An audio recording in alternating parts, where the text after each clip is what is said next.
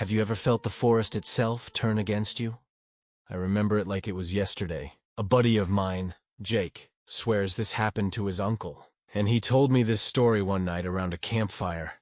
Jake's uncle, Tom, was an old hand in the woods. He had hunted since he was a kid, and knew those trees like family. One crisp autumn, he decided to spend the night in his old hunting hut deep in the woods, eager for an early start. The hut was small, creaky with age, but it had always been his haven. That evening, Tom sat by the fire, cleaning his rifle, the only sound the rhythmic crackle of flames. The forest was eerily quiet, quieter than usual. He brushed it off, the animals probably sensing the coming winter. As the fire dwindled to embers, Tom settled into his sleeping bag, the silence thick enough to cut with a knife. Then, just past midnight, a blood-curdling scream shattered the stillness. It wasn't human, not quite animal either. It clawed at something primal in him. His heart hammered against his ribs as he lay there, willing himself to believe it was just a fox, anything familiar. But then it came again, closer this time. It echoed through the trees, followed by a sound that sent chills down his spine. A heavy thud. Thud. Thud of footsteps in the undergrowth. Something was approaching the hut.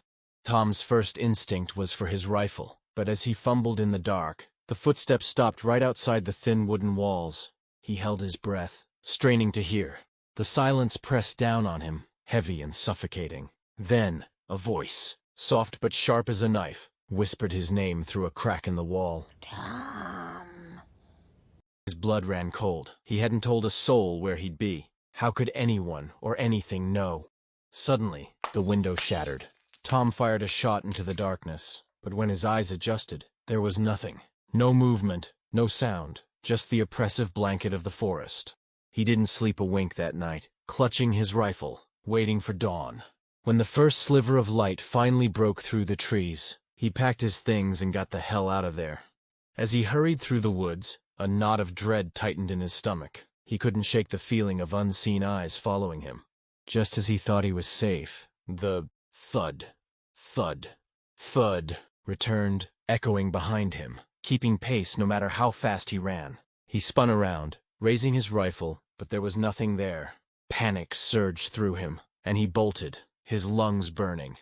He tripped and fell into a small clearing, scrambling to his feet. Then he saw them, glowing eyes watching from the shadows, moving closer, circling him. The whispers started again, his name carried in the wind, a chilling mockery. Pure instinct took over. He fired blindly into the trees, but the figures kept coming, relentless. In that moment, a horrifying truth settled over him. He wasn't the hunter anymore. He was the prey. By some stroke of luck, he made it back to town, collapsing at the edge of the woods, a broken man. He couldn't explain what happened, and the townsfolk wrote it off as exhaustion or a wild animal encounter. But Tom knew better. He never went back to that forest again, and to this day, whenever someone mentions that place, Tom's face goes pale, and a haunted look clouds his eyes. Jake swears it's true, and honestly, after hearing it, I don't doubt him. Sometimes, the forest does turn on you, and some places are better left undisturbed.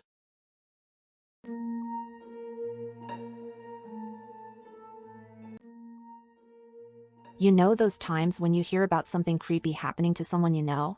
You think it's just an urban legend, something that couldn't really happen to you. I used to think that too. Until last week. It was a late afternoon, and I decided to go for a jog on the forest trail near my house. I love running there, it's peaceful, and the path follows through these beautiful towering trees that seem to stretch forever. But that day, something felt off. The sky was tinged with an eerie orange, as the sun started to dip below the horizon, casting long creeping shadows across the forest floor. I was about 15 minutes in, just hitting my stride, when I noticed something out of the corner of my eye. At first, I thought it was just a trick of the light, a shadow cast by the swaying branches. But then I saw it again. A dark figure, barely visible, lurking behind the trees. I stopped, my heart pounding in my chest. I scanned the area, but there was nothing there. I shook my head, laughing at myself. "Get a grip, Jess," I muttered.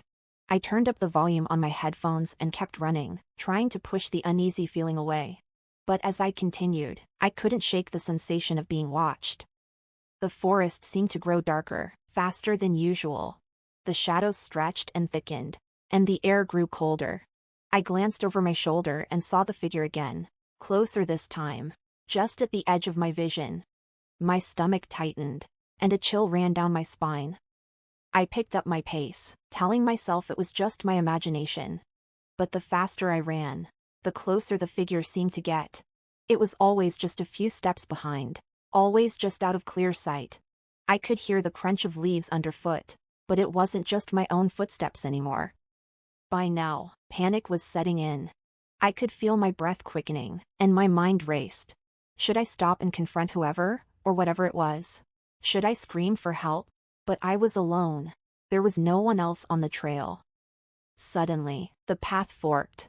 Without thinking, I took the left, hoping to throw off my follower. The trail was narrower here, winding deeper into the dense woods. My legs were burning, but I didn't dare slow down. I risked another glance behind me and saw the figure again, closer than ever. It moved unnaturally, almost gliding between the trees. I stumbled, almost falling, but caught myself just in time.